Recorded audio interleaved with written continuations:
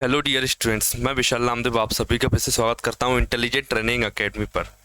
जैसा कि आप सभी जानते हो कि हमने हमारी पिछली वीडियो में हमने एक सीरीज स्टार्ट की थी जिसमें हम देख रहे थे हमारे एसएससी 2021 में आए हुए सभी प्रीवियस ईयर क्वेश्चंस को। तो उसी सीरीज को हम आगे बढ़ाने वाले हैं और हम देखने वाले हैं हमारे आगे का सेकंड सेट। जैसे पहला सेट मैंने आपको करवा दिया था, उसके 25 क्वेश्चन भी आपको आ गए थे। अगर इसके अलावा आपको पहले सेट में भी कोई डाउट रहता है तो आप कमेंट कीजिए, मैं आपको उसका सॉल्यूशन आपको अच्छे से समझा दूंगा और एक डिटेल वीडियो भी उस क्वेश्चन पर बना दूंगा।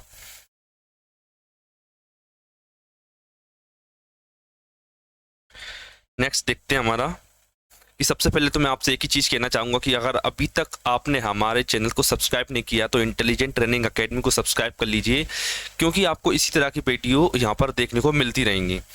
एसएससी रिलेटेड हुआ, किसी भी गवर्नमेंट जॉब से रिलेटेड अगर आप तैयारी करते हो, मैथ्स इंग्लिश उसमें आती है, तो आप हमारे चैनल से जुड़ सकते हो और आपकी तैयारी को बेहतर कर सकते हो।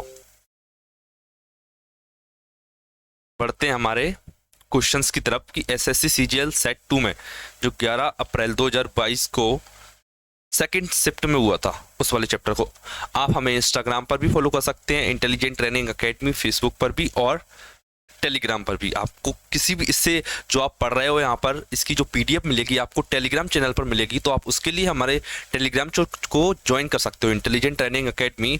उसकी लिंक मैं आपको डिस्क्रिप्शन में भी दे दूंगा, तो आप उस पर क्लिक करके हमारे चैनल को सब्सक्राइब कर सकते हो, टेलीग्राम चैनल को उसमें ज्वाइन हो सकते हो। देखिए सबसे पहले हम स्टार्ट करने जा रहे हैं हमारा फर्स्ट क्वेश्चन। इसमें देखते हैं कि इस क्वेश्चन को कैसे सॉल्व किया जाता है। देखिए सबसे पहले क्वेश्चन पढ़िए कि how many numbers are there from 500 to 650 which are neither divisible by 3 nor by 7।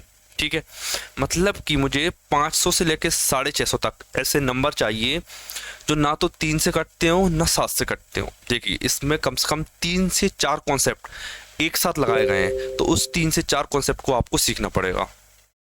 ठीक है, सबसे पहले एक कॉन्सेप्ट सिखाता हूं मैं। जैसे देखिए, जैसे एक एग्जांपल के थ्रू मैं आपको एक चीज समझाता हूं छोटी सी।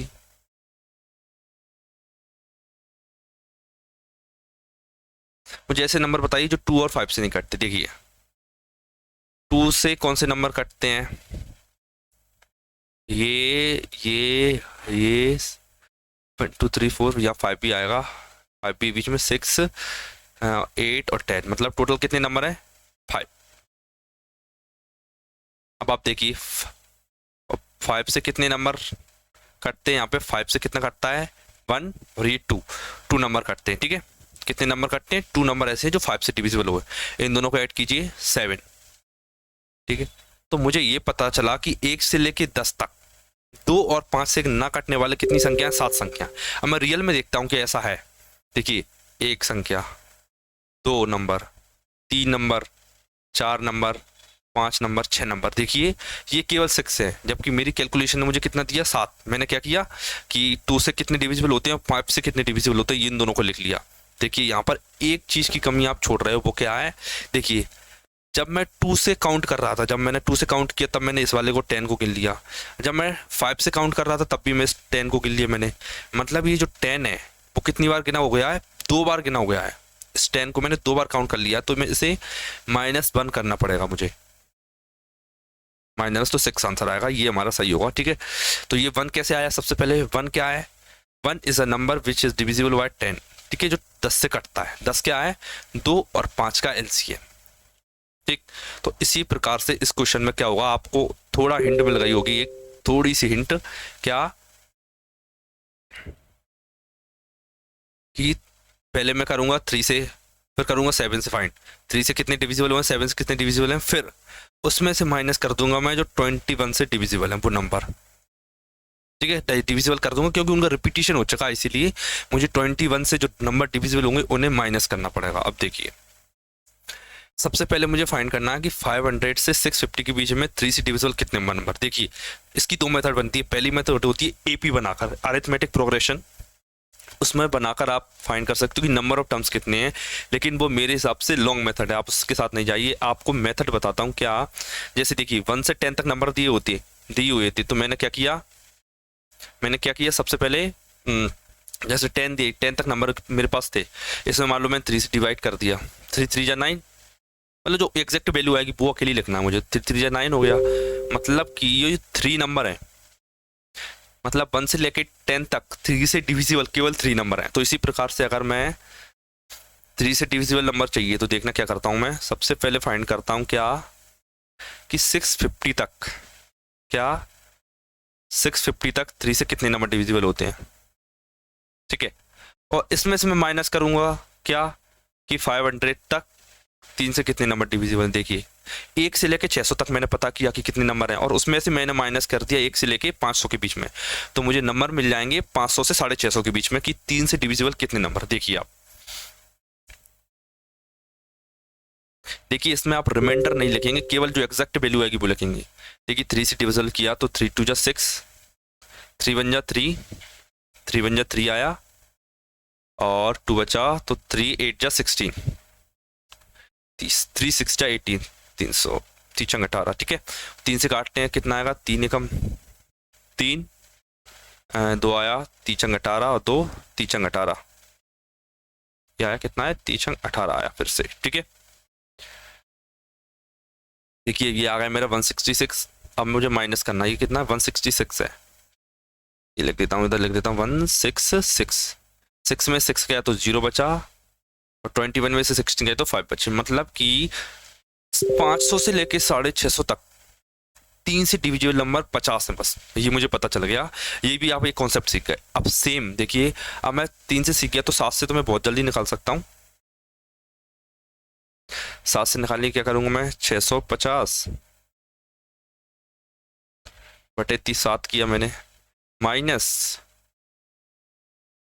500 बटा 7 किया मैंने। देखिए कितना आएगा, 7 7 7 8 56 7 नाम 63, 63 आ गया, 2 इधर 20 हो गया, ये 20, देखिए 20 आ गया, 20 को 1 जाऊंगा तो 7 ज़्यादा हो जाएगा, तो केवल मैं 1 बार 0 बार जाता हूँ, ठीक, माइनस आया, 7 7 जा 49, 7 7 49, एक बचा, और 10 में 7 का भाग जाएंगे तो 7 एकम 7 बस। कितने नंबर हुए, 90 में से 71 गया तो 29 नंबर बचते हैं, 19 सॉरी, केवल कितने नंबर बचते हैं मेरे पास, 19 नंबर। एक बार वो कंफर्म कर लेते हैं हमारा क्या कि 7 7 7 7 8 56 7 नाम 63, 63 हो गया, 2 इधर गया तो 2 इधर गया तो 1 मिनट रखना, 7 7 49 7 नाम 63, 2 गया तो 20 हो गया, ये 7 दूनी 14, 2 बार में आएगा, ये 92 आएगा एक्चुअली में, ये कितना आएगा, ये 92 आएगा, और 7 6 7 7 49 7 हाँ, 2 में से 1 गया तो 1 बचा, 2 में से 1 गया तो 1 बचा, 9 में 7 गए तो मतलब 21 आ गया मेरे पास, ठीक है। अब मुझे देखना है कि 21 से कितने नंबर डिविजिबल है, ठीक है। 3 से पता कर लिया मैंने, 7 से पता कर लिया, मुझे पता करना है कि 21 से कितने नंबर डिविजिबल है। देखिए 650 अपॉन में 21 किया मैंने, माइनस का 500 अपॉन में 21 किया मैंने, इक्वल किया, देखिए 21 42 21 63, 3 बार में 63, 2 बचा 20 बचा। अब 20 में 21 का भाग मैं नहीं दे सकता, तो कितना लिखूंगा मैं 0, और माइनस किया 21 दूनी 42, 1 8 9 में 21 दूनी 42, 8 बचा 80 आ गया। अब 21 दिए 13, 21 42 की 33 की चौक 84, 21 दिए 63 बचा, केवल 3 आया, ठीक है। मतलब कि कितना हो गया, 7 आया। देखिए मैंने आपको बताया था कि जो इन दोनों को तो मैं ऐड कर दूंगा 50, लेकिन ये मुझे माइनस करना पड़ेगा क्योंकि ये नंबर वो रिपीट हो गया, इसलिए मुझे 7 माइनस करना पड़ेगा। ये कॉन्सेप्ट है, मैंने आपको बता दिया कि 21 से डिविजिबल नंबर माइनस क्यों किए जाते हैं, ठीक है। मतलब इन दोनों को ऐड कीजिए आप, और ये वाला माइनस करना है, तो ये कितना आएगा 71, 50 प्लस 21 71 आएगा, और 71 में से 7 में माइनस करूंगा तो आएगा 64 नंबर, 64 आएगा, ठीक है। 64 मेरे पास आ गए, मतलब कि 500 से लेके 650 तक, 500 से लेके 650 तक 64 ऐसे नंबर हैं जो 3 और 7 से कटते हैं। अब मुझे कैसे, जो नहीं कटते क्या करूंगा मैं, अब आप बताइए 500 से 650 के बीच कितनी संख्या है, जैसे 1 से 10 के बीच में कितनी संख्या है, 10 में से 1 गया 9, डिफरेंस +1, 10 आया, क्योंकि इसमें ये लाइन लिखी हुई है क्या कि इंक्लूडिंग बोथ, दोनों को इंक्लूड किया गया है, मतलब कि मुझे +1 करना पड़ेगा। देखिए दोनों का डिफरेंस मैं 10 - 1 और दोनों के डिफरेंस में एक एक नंबर ऐड कर दूंगा तो 10 हो गया, मतलब कि दोनों के डिफरेंस में 1 ऐड करने पर 10 मिल गया मुझे। 10 मतलब दोनों को इंक्लूड किया गया है, जो फर्स्ट नंबर था वो भी इंक्लूड है और जो लास्ट नंबर है मेरा वो भी इंक्लूड किया गया है, दोनों नंबर को इंक्लूड किया गया है, इसीलिए मैंने +1 किया। देखिए सेम 500 में से 650, दोनों का डिफरेंस कितना आएगा 150, मतलब 150। 150 में एक जोड़ेंगे तो आएगा 151, मतलब कि 151 500 से 650 के बीच में टोटल 151 नंबर है। और 64 नंबर ऐसे हैं जो तीनों साथ से कटते हैं, तो मैं माइनस करूंगा तो 11 में से 4 गया 7 बचा, 14 में से 6 गया तो 8 बचा, मतलब मेरे पास 87 ऐसे नंबर है जो केवल तीनों साथ से नहीं कटते हैं। 87 मेरा राइट आंसर है। इसमें एक क्वेश्चन में आपको देखिए आपने कितने कॉन्सेप्ट सीखे। पहला कॉन्सेप्ट सीखा आपने कि दोनों को इंक्लूड किया जाता तो +1 करते हैं। दूसरा कॉन्सेप्ट आपने सीखा कि कभी भी दो नंबर से डिवाइड दिए जाए कैसे फाइंड करते हैं। 3 का ऐड किया, 7 का ऐड किया और 21 लेस कर देते, 21 को घटा देते हैं। दूसरा कंसेप्ट ये सीखा। और तीसरा कंसेप्ट आपने ये सीखा कि अगर 1 से लेके 500 तक सब कोई फाइंड कर लेता है, 1 से लेके 650 भी सब फाइंड कर लेते हैं, लेकिन आपने सीखा कि 500 से 650 के बीच में कैसे नंबर फाइंड करते हैं।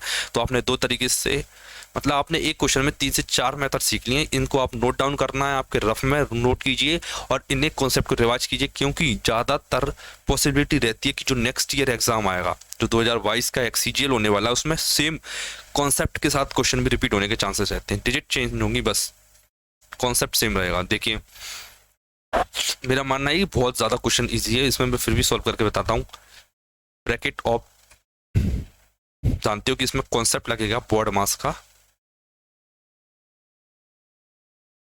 बॉड मास का कॉन्सेप्ट है। Bracket of division multiplication, bracket of नहीं दिया गया तो डिवीजन के बाद आया मेरा मल्टीप्लिकेशन। क्या दिया गया, देखिए इसमें सबसे पहले आएगा डिवीजन का साइन, डिवीजन के साइन के बाद आएगा मल्टीप्लिकेशन का साइन, मल्टीप्लिकेशन के बाद एडिशन और सब्ट्रैक्शन। सबसे पहले सॉल्व करूंगा मैं डिवीजन के साइन को, तो अपन में किया मैंने 35, इंटू मैंने किया 16, और देखिए ये प्लस का 4 है, ये माइनस का 4 है, ये 0 हो जाएगा, मैं इसे लिखूंगा ही नहीं। ठीक है, अब मैंने क्या किया, ये 5 से ये कट ही जाएगा कंप्लीट, ये करता हूँ मैं, फिर भी 5 से काटता हूँ। 7 7 5 35, 7 एकम 7, 7 चौकट्टा 140 गुणा 16। देखिए 5 से 10 काटूंगा 2 आएगा, 2 चौक 8, 8 छंग 48, ये 8 यूनिट डिजिट आएगा। यूनिट डिजिट से भी आप कर सकते हो। कभी कभी कैलकुलेशन लेंथी हो जाती है तो आप इसकी जगह किसके साथ जा सकते हो, अपने डिजिट सम के साथ में, लास्ट डिजिट के साथ भी जा सकते, जैसे 8 इसमें लास्ट डिजिट आया, 2 4 जा 8, 8 6 जा 48, ये आया 8। सेकंड क्वेश्चन था, बहुत इजी था।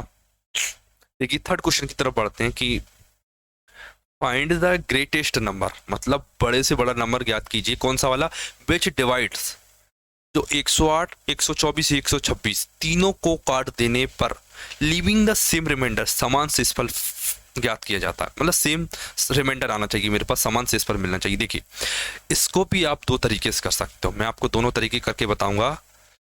फर्स्ट तरीका मैं आपको थोड़ा समझा देता हूँ बस। देखिए तो इसकी मेन मेथड रहती है इस टाइप के क्वेश्चन करने की, वो आपको मैं अच्छे से समझा दूंगा। जैसे देखिए सबसे पहले तो इसे सभी नंबर से डिवाइड करके दे लीजिए, जो इक्वल, मतलब पहली मेथड तो यही है कि चारों नंबर से डिवाइड कीजिए, जो रिमाइंडर सेम देगा वो आंसर होगा। जैसे देखिए 10 से डिवाइड करेंगे आप, इससे करेंगे, ये 8 रिमाइंडर देगा, एंड में 8 है, ये 4 देगा, ये 6 देगा, मतलब सेम रिमाइंडर नहीं है, तो ये आंसर नहीं होगा। ठीक है, देखा। अब 12 पे आया मैं।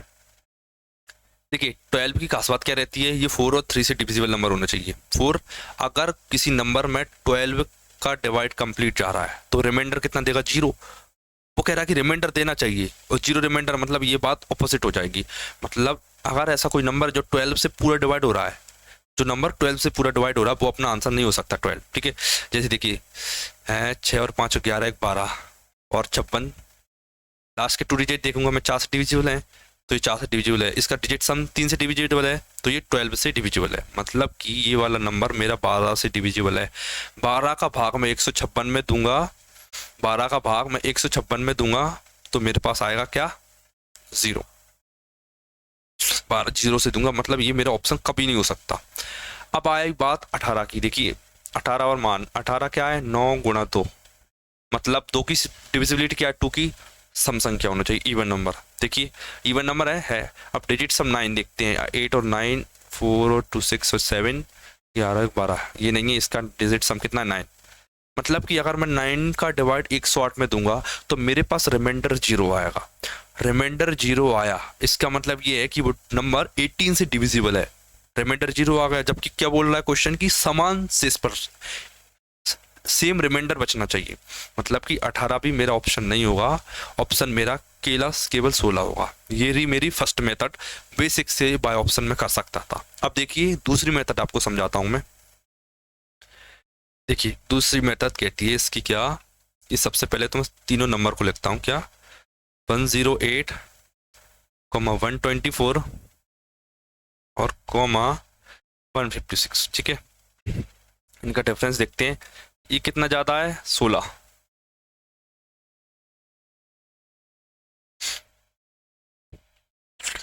ये देखिए 24 से 56 कितना ज़्यादा है,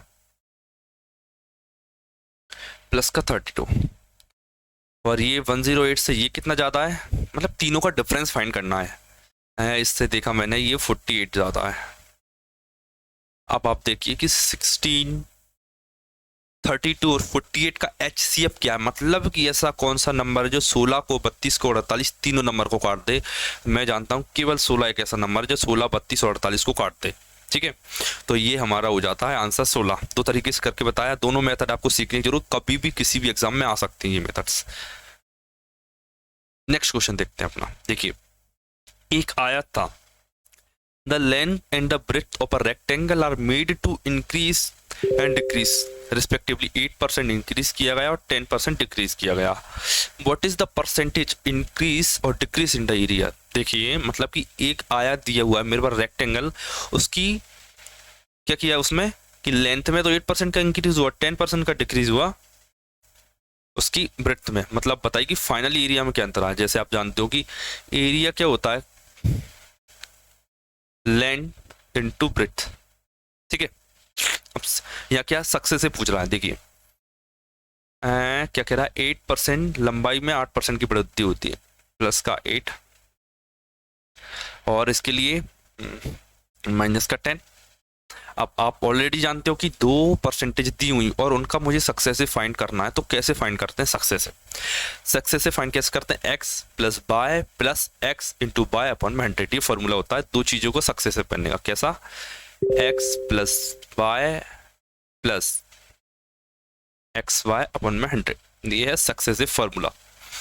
देखिए आप प्लस 8 लिखोगे, माइनस का 10 लिखोगे, दोनों का मल्टीप्लाई करोगे तो माइनस में आएगा 8 इंटू 10 अपॉन में 100। 8 में से 10 गया तो माइनस का 2 आएगा, माइनस का 0.8 आएगा, ठीक है। आप सॉल्व करोगे 0.8 आएगा और -2 और माइनस का 0.8 आएगा, माइनस का 2.8, माइनस का साइन मतलब कि डिक्रीज बाय 2.8%। डी मेरा राइट आंसर है, ठीक है।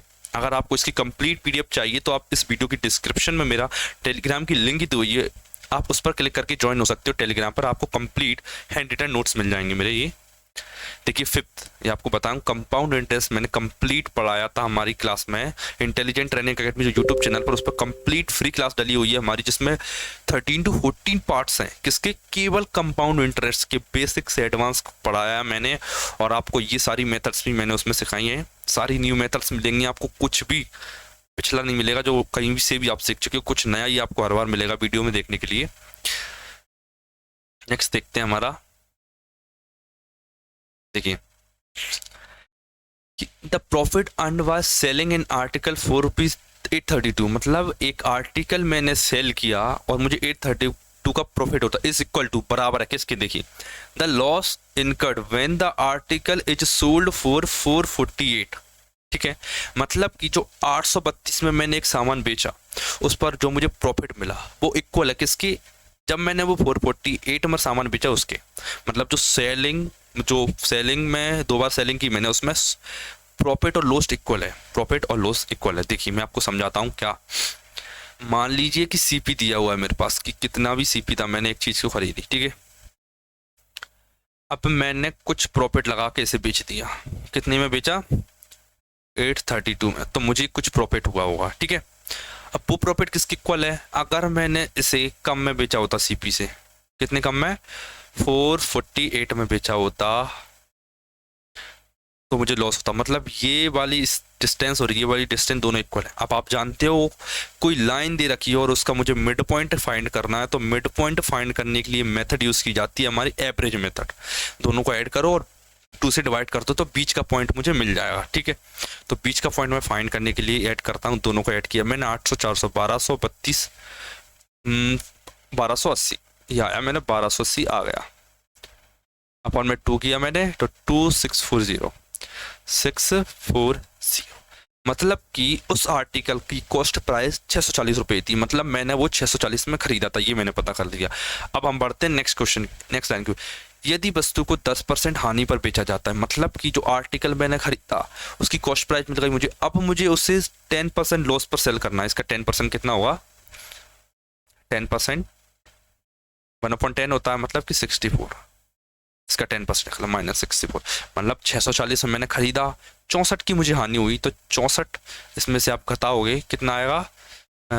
लास्ट डिजिट 6 होना चाहिए, तो ये मेरा 576। लास्ट डिजिट देखिए 10 में से 4 जाएगा तो 6 बचता है, और केवल एक ही ऑप्शन है जिसमें यूनिट डिजिट 6 है, तो ये मेरा आंसर हो जाता है। और आपको फिर भी समझ नहीं आता तो कमेंट कीजिए, आपको डिटेल्ड में समझाया जाएगा सेम क्वेश्चन। देखिए नेक्स्ट क्वेश्चन क्यों बढ़ते हैं। बोला गया क्या? चक्रवृद्धि ब्याज पर निवेश की गई एक राशि पर 3 वर्षों में प्राप्त मिश्रण 7800 रुपये है और 5 वर्षों में प्राप्त मिश्रण 11232 है। तो रेट फाइंड करना है। देखिए क्या किया गया इस क्वेश्चन में, मैं आपको समझाता हूँ। सबसे पहले कि मेरे पास एक अमाउंट था, मान लीजिए प्रिंसिपल था, वो मैंने इन्वेस्ट किया किसी कंपनी में, कहीं भी बैंक में इन्वेस्ट किया, तो मुझे 3 साल के बाद मुझे 7800 रुपये मिलते हैं। ठीक, और फिर सेम 5 साल बाद, मतलब 5 साल बाद मुझे मिलते हैं 11232 रुपये। तो मुझे ये बात बताना है कि ये बताइए कि रेट ऑफ इंटरेस्ट कितनी रही। ये है कंपाउंड इंटरेस्ट का क्वेश्चन। कंपाउंड इंटरेस्ट मैंने आपको बताया था, आप कंप्लीट वीडियो देख सकते हैं। यहाँ पर मैं आपको कॉन्सेप्ट तो सिखा ही दूंगा, फिर भी देखिए मैं आपको करवाता हूँ कि देखिए मेरे पास था प्रिंसिपल, इसे इन्वेस्ट किया गया, तो 3 साल बाद, 3 साल हो गए, मुझे कितना रुपया मिल गया? 3 साल बाद मुझे मिले 7800 रुपीज़, 7800 रुपये मुझे। फिर सेम रुपये को मैं लगाया रहा, 5 साल पहुंच गया, 5 साल मुझे कितना मिला? 5 साल बाद मुझे मिला 11232 रुपये, 11232 रुपये। देखिए 3 से 5 कितने साल का डिफरेंस? 2 साल का डिफरेंस। तो 2 साल का डिफरेंस दे रखा है इस रेशो में, 7800 रेशो 1132। आप एक चीज जानते हो कि अगर मुझे 2 साल के रेशो से 1 साल के रेशो के लिए जाना है, 2 साल के रेशो से 1 साल के रेशो के लिए जाना है, तो मुझे अंडर रूट लेना पड़ेगा। क्या लेना पड़ेगा? Under root. तो मैं सबसे पहले जानता हूं कि सबसे पहले तो काटा पीटी होगी। काटा पीटी होने के बाद में एक ऐसा डिजिट मेरे सामने आएगा जिसका परफेक्ट स्क्वायर होगा, जिसका अंडर रूट इजीली लिया जा सकेगा। अब देखिए आपको चीज सिखाता हूँ मैं, एक बहुत शानदार। देखिए 100 का परफेक्ट स्क्वायर लिया जा सकता है। 100 लिखा मैंने, रेशो लिखा, 78 से कटेगा, 99% ये नंबर कटेगा, क्योंकि जो परसेंटेज है वो सारी प्रॉपर फ्रैक्शन है, और ये 78 से कटना पड़ेगा, ये भी 78 से कटेगा। ठीक है, मैं आपको एक चीज बताता हूँ कि 78 से काटा मैं, 78 बन जा 78। लास्ट डिजिट कितना है? 2। अब देखिए 8 की टेबल में लास्ट डिजिट 2 कब आ सकता है? देखिए 8 4 जा 32, तब लास्ट डिजिट आ सकता है कितनी बार में? 4 बार में। और कितनी बार में आ सकता है? 8 4 बार में आया, एक 9 8 72, एक 9 बार में आ सकता है, 2 यूनिट से। ठीक है, एक 4 बार में और एक कितनी बार में? 2 बार में आ सकता है। ठीक है, तो मैं बीच का एक नंबर फाइंड कर लेता हूँ। जैसे 78 का 78 आया, अब 112 में से 78 घटाया मैंने, जैसे 78 का 78 आया, 112 में से 78 घटाऊंगा मैं, कितना बचेगा आप जानते हो? 12 में ऐसे 4 बचा, 10 में 7 गया, 78 घटा रहा हूँ मैं, 12 में 60 गया, 4 बचेगा, सॉरी ये बचेगा, 12 में 60 गया, 4 बचा, 10 में 7 गया, 3 बचा, 34 और एक 3 मैंने लिया, 343। 7 से 34 जाने के लिए मुझे कितना पड़ेगा, 7 से 34, 7 5 35, 7 5 35, 5 बार जाऊंगा तो ज़्यादा हो जाएगा, 4 बार में जाता हूँ बस। देखिए फर्स्ट डिजिट पता चल गया, सेकंड डिजिट पता चल गया। आप देखिए 1 4, आपके माइंड में क्या आता है कि थर्ड डिजिट क्या होना चाहिए, परफेक्ट डिजिट, परफेक्ट स्क्वायर बन जाए। मैं जानता हूँ कि लास्ट डिजिट 4 होना चाहिए, या तो 4 होगा लास्ट डिजिट या 9 होगा। 9 लिया मैंने, 149 परफेक्ट स्क्वायर नहीं होता, मतलब ये आंसर नहीं होगा 144। ये कैलकुलेशन करने की टेक्निक, वरना आप कर सकते हो, आपकी मर्जी है। लॉन्ग कैलकुलेशन जो आप काटते हो, 2 से काटा, फिर 13 से भी कटेगा, ये 3 से भी कटेगा, 3 नंबर का नहीं, 2 3 13 से कटेगा, आप तब जाके इस पर पहुंच जाओगे। इसका अंडर रूट ले लेता हूँ क्योंकि मैं 1 साल पे पहुंच गया, तो इसको लिखूंगा मैं 100 का अंडर रूट 10, 144 का अंडर रूट 12। कोई भी चीज़ मेरे पास 10 से 12 हो जाती है, मतलब प्लस का 2/10। मुझे नहीं लगता किसी को 2/10 की फ्रैक्शन वैल्यू पता ना होगी। 20% इज राइट आंसर। 20% मेरा आंसर हो जाता है सही आंसर, 20%। ठीक, देखते हैं नेक्स्ट वीडियो, नेक्स्ट क्वेश्चन अपना 6 क्वेश्चन। 6 क्वेश्चन है अपना पार्टनरशिप का क्वेश्चन है ये, ठीक है, मिसलेनियस क्वेश्चन है, इसमें रेशियो पर बेस्ड मान सकते हो आप इसे, पार्टनरशिप का क्वेश्चन है। वैसे ये ABC started a business in partnership, मतलब ABC ने इन्वेस्टमेंट की और एक बिजनेस स्टार्ट किया। ए इन्वेस्टेड ₹29,000, मतलब ए ने 29,000 रुपये इन्वेस्ट किए, while B and C invested ₹25,000 each, मतलब बी और सी ने केवल 25,000 रुपये इन्वेस्ट करते हैं। अब देखिए नेक्स्ट लाइन की, बी एंड सी हो गया after 4 years A withdraw 33,000 rupees. A ने 4 महीने बाद 3,000 रुपये निकाल लिए। After 2 more months C invested 12,000 रुपये, सी ने 12,000 रुपये और लगा दी more. Find the share of C in the profit of 33,200 at the end of the year. देखिए सबसे पहले मैं आपको सिखाता हूँ कि जो रेशो बनता है कैसे बनता है। देखिए मैंने इन्वेस्टमेंट किया, कुछ टाइम के लिए किया, तो मुझे एक प्रॉफिट मिलेगा, ठीक है। इन्वेस्टमेंट किया, कुछ टाइम के लिए किया, मुझे प्रॉफिट मिलेगा अगर टाइम कांस्टेंट है। समझिए अगर टाइम कांस्टेंट है, मतलब कि सभी ने 12 महीने या कुछ भी एक फिक्स टाइम के लिए किया है, तो जो इन्वेस्टमेंट मैंने की है वो प्रोपोर्शनल होगी मेरे प्रॉफिट के रेशो के, मतलब इन्वेस्टमेंट और प्रॉफिट का रेशो सेम होता है। तो यहाँ मैं क्या करूँगा, मुझे इन्वेस्टमेंट दी हुई है, मैं उनका रेशो बनाऊंगा और मैं पहुँचूंगा प्रॉफिट पर। अब टोटल प्रॉफिट मुझे दे रखा है, उसमें डिवाइड करूंगा मैं टोटल प्रॉफिट का और सी की वैल्यू निकालूंगा। देखिए अब प्रोसेस समझाता हूँ आपको, एक थॉट प्रोसेस मैंने आपको दे दी, एक माइंड मेंटलिटी देखी कैसे करना है, क्वेश्चन करके मैं बताता हूँ आपको। देखिए रेशियो ऑफ इन्वेस्टमेंट क्या होने वाला है हमारा, 3 लोगों की बात चल रही है, ए है हमारा, बी भी हमारे साथ है और एक पर्सन है सी। क्या होता है इनमें, देखिए ए ने 29,000 लगाए, कितने लगाए, 29,000 रुपये ए लगाता है, ठीक है। अब कुछ नहीं कर रहे हैं हम, अभी लिख रहे हैं डायरेक्ट के वैल्यू क्या क्या कर रहे हैं। वो 25,000 रुपये लगाता है और ये भी 25,000 रुपये लगाता है। ये कहानी हो गई कि कितना स्टार्ट किया बिजनेस स्टार्ट। अब देखिए नेक्स्ट लाइन में क्या कहता है कि ए इन्वेस्टेड, ये हो गया कि आफ्टर 4 months ए विड्रॉ 3,000, मतलब कि 4 महीने बाद। अब समझिए 4 महीने बाद उसने निकाले, मतलब कि 29,000 रुपये कम से कम उसने 4 महीने के लिए तो लगाए थे। 29,000 रुपये उसने 4 महीने के लिए लगाया, प्लस लगाऊंगा मैं 3,000 निकाल ली, 29,000 में से 3,000 निकाल लीजिए तो कितना बचेगा मेरे पास, 26,000 रुपये बचेगा। 26,000 कितने रुपये, कितने महीने के लिए लगेंगे, 8 महीने, क्योंकि eight the end of year कह रहा है, मतलब वर्ष के अंत में। वर्ष कितने का होता है, 12 महीने का। 4 महीने मैंने 29,000 लगाया, ए ने 26,000 लगाया, कितने महीने के लिए, 8 महीने के लिए, ठीक है। और 25 से अब आते हैं बी पर। बी ने क्या किया, इसके 2 महीने बाद, मतलब आफ्टर 2 more months, मतलब 4 महीने होगा, 4 के 2 महीने बाद, मतलब 6 महीने बाद क्या किया इसने, इसी ने 12,000 रुपये और लगा दिए, मतलब कि इसने 6 महीने के लिए 25,000 लगाए और 12,000 और ऐड कर दिए, मतलब 37,000 रुपये इन्वेस्ट किए इसने, कितने के लिए, नेक्स्ट 6 महीने के लिए। और वर्ष के अंत में, मतलब सी ने बेचारे ने 12 महीने लगाए रहे, क्या किया, सी 12 महीने अपने पैसे लगाए रहे, उसने कुछ नहीं निकाला ना कुछ लगाया, ठीक है। सबसे पहले मैं आपको बताऊंगा कि 3 जीरो प्लस में ये कट जाएगा, ये 3 जीरो है, ये भी कट जाएंगी, ये भी कट जाएंगी, ये भी कट जाएंगी, 2 से कट जाएंगी, 2 छंग 12, 2 तिया 6, 2 चौक 8, 2 दूनी 4 और 2 तिया 6। आपको लग रहा होगा मैं नीचे वाली संख्या और ऊपर वाली क्यों काट रहा हूँ। नीचे वाली और ऊपर वाली इसीलिए काट रहा हूँ कि एक्चुअली में ये दोनों वैल्यू प्लस में है। आप जानते हो कि प्लस में नंबर कट जाते हैं, दोनों काटना पड़ेगा मुझे। प्लस की टर्म में दोनों टर्म कटती हैं। आप देखिए, आप ए का देखता हूँ मैं टोटल कितना है। देखिए 29 दूनी 58, 58, 26 चौक 112, कितना आएगा, 1 मिनट होगी, 26 दूनी 52, 52, 104 आएगा, सॉरी ये देखिए 104 और 58 कितना आएगा।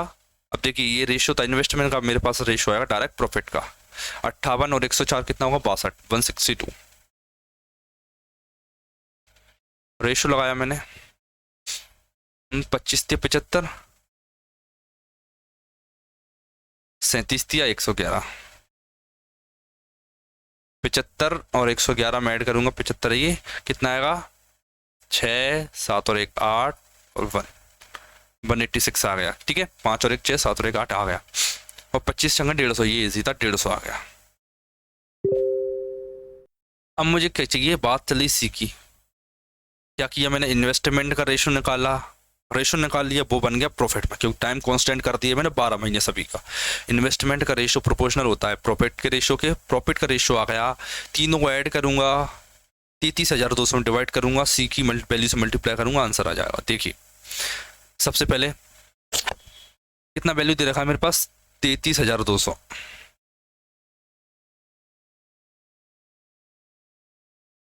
बटे में तीनों का सम, 6 और 2 8, 5 और 8 13 और 6 19 की 9, हासिल की 1 2 3 और 4 498, इंटू करेंगे कितने से, सी की वैल्यू 150 चाहिए मुझे। देखिए मैं आपको एक कॉन्सेप्ट सिखाना चाहूंगा यहाँ पर, क्या, नंबर ऑफ जीरो वाला कॉन्सेप्ट। देखिए इसमें 4 जीरो हैं, इसमें कोई जीरो नहीं है, और इसमें 2 जीरो हैं, और इसमें भी 2 जीरो हैं। अगर ये दोनों आंसर आते हैं तो थोड़ा अलग बनेगा, नहीं बाकी मैं करके दिखाता हूँ। ठीक है, नंबर ऑफ जीरो कॉन्सेप्ट में क्या होता है, देखिए देखिए ये 2 जीरो है और एक ये जीरो, 3 जीरो तो है क्वेश्चन में, मिनिमम 3 जीरो तो होंगे मेरे। ठीक है, ये 98 है, 98 किससे डिविजिबल है, 2 से। 2 और 5 के मल्टीपल देखना, अभी 2 से डिविजिबल है। क्यों 2 से डिविजिबल है, अब आपके माइंड में ये आया हो, देखो अगर फर्स्ट डिजिट 2 से डिविजिबल है तो ये 2 का डिविजिबल है, अगर लास्ट के 2 डिजिट 4 से डिविजिबल है तो ये नंबर 4 से डिविजिबल है। लेकिन 98 में 4 का डिविजिबल नहीं भाग नहीं जाता, इसीलिए ये नंबर केवल 2 से डिविजिबल है। देखिए इस वाले में 4 से भाग चला जाता है, मतलब 4 है। इसमें 2 गुणा 2 दिए हैं। अब देखिए मैं 2 से अगर 4 काट दूं तो मेरे पास 1 2 बचता है, और ये 15 में क्या है, एक 5 है और एक 3 है। ठीक है, 1 5 और 1 2, एक 5 और एक 2 मिलकर एक 0 बनाते हैं। ठीक है, 5 2 10, मतलब देखिए 3 जीरो मेरे पास ऑलरेडी थी, और 5 और 2 ने एक 0 और बना दी, मतलब मेरे पास 4 जीरो हो जाती हैं, और मेरा option B is right option. ठीक है, बी मेरा सही आंसर है। आप कैलकुलेशन कर सकते हो, जो भी लेंथी बनती है। मैंने आपको समझाया, इसीलिए मुझे थोड़ा टाइम लगा समझाने में आपको, वरना मेरे माइंड में देखते ही क्लियर हो गया था कि आंसर कितना आएगा। मैथ्स का जो डर है वो भगाने के लिए आपको सबसे ज़्यादा प्रैक्टिस पर फोकस करना पड़ेगा। जब आप प्रैक्टिस करोगे तभी आप क्वेश्चन को सीख सकते हो अच्छे से। नेक्स्ट बढ़ते हैं हमारे नेक्स्ट क्वेश्चन की तरफ। देखिए मैंने आपको सिंपल इंटरेस्ट भी कंप्लीट करा रखा है, तो आप उसकी वीडियो भी देखना चाहते हो तो आप हमारे इस वीडियो की डिस्क्रिप्शन में आपको कंप्लीट प्लेलिस्ट की लिंक मिल जाएगी, तो आप वहाँ क्लिक करके हमारे सिंपल इंटरेस्ट की प्लेलिस्ट को कंप्लीट देख सकते हो। उसमें सभी कॉन्सेप्ट मैंने आपके साथ डिस्कस किए हुए हैं, और पीडीएफ आपको टेलीग्राम पर मिली जाएगी हमारे, तो जरूर से जरूर हमारा टेलीग्राम चैनल ज्वाइन करें। अब आप देखिए कि 8 क्वेश्चन, ये क्वेश्चन है हमारा एवरेज का। ठीक है, देखिए in how first 10 overs of a cricket game the run rate was only 7.2। देखिए इस लाइन का मतलब समझाता हूँ मैं, यहाँ से लेके इस लाइन का मतलब क्या होता है। 7.2, एक क्रिकेट चल रहा था, ओवर जानते हो आप, एक ओवर 6 बॉल का होता है। ठीक है, 10 ओवर हुए, 10 ओवर की रन रेट थी 7.2, मतलब कि रन रेट 7.2 फर्स्ट ओवर में, दूसरे में भी 7.2, ऐसे ऐसे ऐसे ऐसे 10 ओवर तक 7.2 रन रेट रही। What should be the average run rate in the remaining 40 over, ठीक है। क्रिकेट चल रहा था, 50 ओवर टोटल थे, 10 निकल चुके हैं, 40 ओवर अभी भी बचे हुए। उन 40 ओवर में रेट क्या रहना चाहिए, मतलब कितनी एवरेज रखना चाहिए ताकि मैं टारगेट 272 कर पाऊँ। मुझे 272 रन बनाना है। मैंने पहले की 10 ओवर में 7.2 बना लिए एवरेज, तो आगे की 40 ओवरेज में क्या रन रेट रखूँ मैं, बताइए। देखिए समझाता हूँ। एक में मैंने बनाया 7.2 और ऐसे ऐसे मैंने खेले 10 मैच, ठीक है। एवरेज इंटू ओवर किया मैंने तो मुझे टोटल रन मिल गए, ठीक है, मतलब कि 72 रन। पहले के 10 ओवर में मैंने 72 रन बना दिए। मुझे बनाना कितने हैं इसमें, इसी में करके दिखाता हूँ आपको बेसिक से। 72 रन बना लिए। अब मेरे पास 40 ओवर हैं, मान लीजिए प्रत्येक ओवर में मैं x रन बनाता हूँ, तो मेरे पास हो जाते हैं 272 रन बनाना मुझे टोटल, ठीक है। तो 40x बताता हूँ, 40x इज इक्वल टू, ये इतने रन बनाना है, इतने बना लिए तो माइनस होंगे तो 200 बचेगा, ठीक है। अब आप बताइए x क्या होना चाहिए। 40 ओवर हैं, एक ओवर में कितने रन बना जाऊंगा, 5 रन बना लेता हूँ, क्योंकि 5 चौक 20, 200 आंसर। एक ओवर में मुझे 5 रन चाहिए, मतलब 5 की रन रेट रखता हूँ, तो मैं 40 ओवर में आराम से 200 रन बना लूंगा। ये मेरा राइट ऑप्शन हो गया। एवरेज का एक क्वेश्चन आ गया, बहुत ईजी था, हद से ज्यादा ईजी क्वेश्चन था ये तो। नेक्स्ट बढ़ते हैं। देखिए इसमें थोड़ा डिफरेंट कॉन्सेप्ट है, इसमें कांस्टेंट प्रोडक्ट वाला रिलेशन आएगा, कांस्टेंट प्रोडक्ट वाला, फिर भी मैं आपको समझाऊंगा बिल्कुल। देखिए, N alloy contains 40% of silver, 30% of copper and 30% of निकल। मतलब कि एक अलॉय थी, कुछ भी मैं बनाता हूँ आपको समझाता हूँ। एक अलॉय थी, उसमें क्या हुआ कि 40% तो सिल्वर है और 30% मेरे पास कॉपर है। क्या है, 30% मेरे पास कॉपर है और 30% मेरे पास निकल है। 30% मेरे पास निकल है। अब वो बोल रहा है कि 25 किलोग्राम मिक्स धातु में, 25 किलोग्राम जो अलॉय रहती है कि सॉरी क्या मिश्रित की जानी चाहिए, कितनी चांदी मिश्रित की जानी चाहिए ताकि मिश्र धातु में 50% चांदी हो जाए, ठीक है।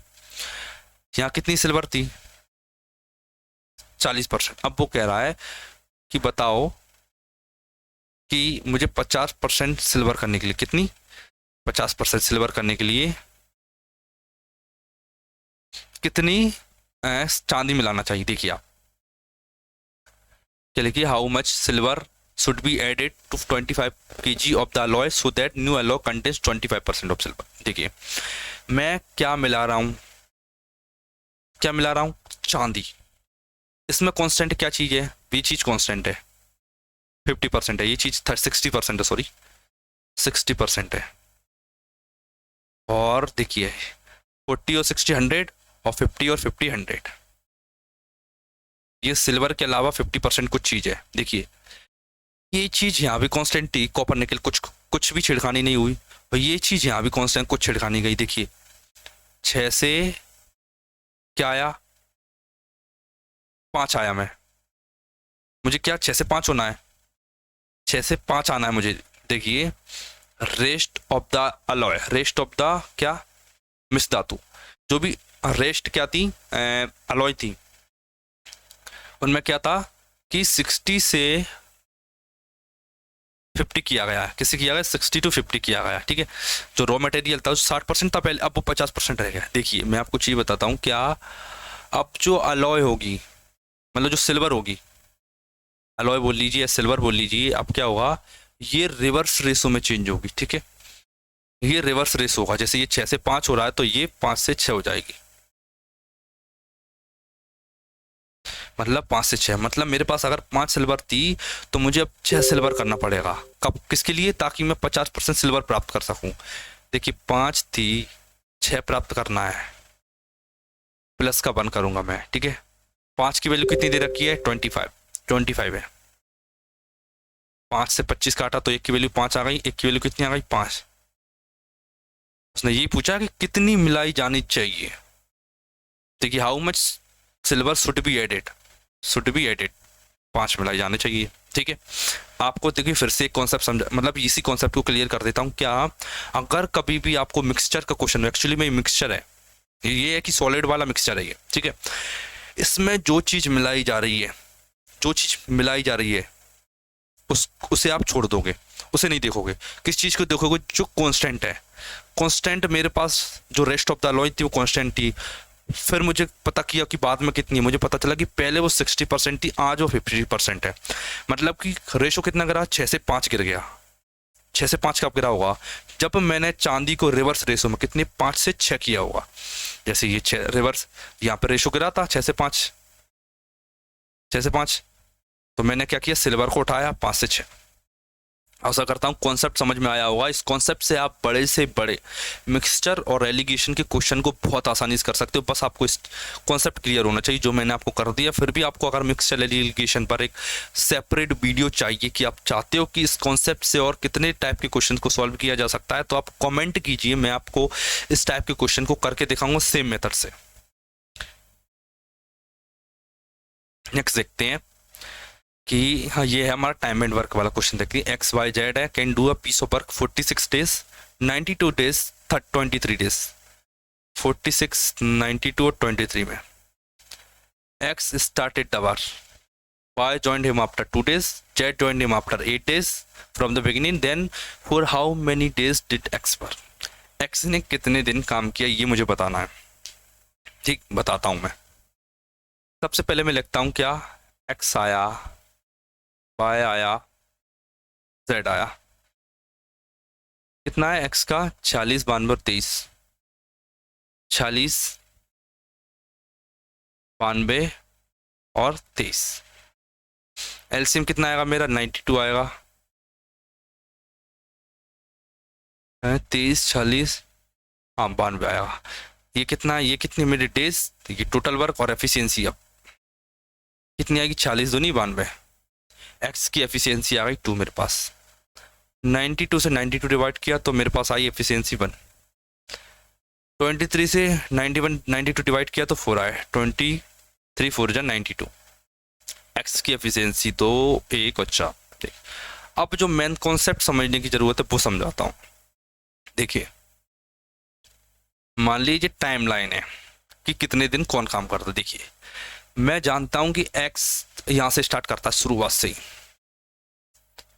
बाय 2 दिन बाद ज्वाइन कर ला, ये 2 दिन हो गए मेरे पास, ये बाय आ गया मेरे पास, एक्स इधर से काम करना स्टार्ट कर दिया, बाय ने यहाँ से काम करना स्टार्ट कर दिया, जेड और मान वो 8 दिन बाद आया, मतलब कि यहाँ पे 600 लिख देते, 2 और 6 8 दिन बाद जेड आया।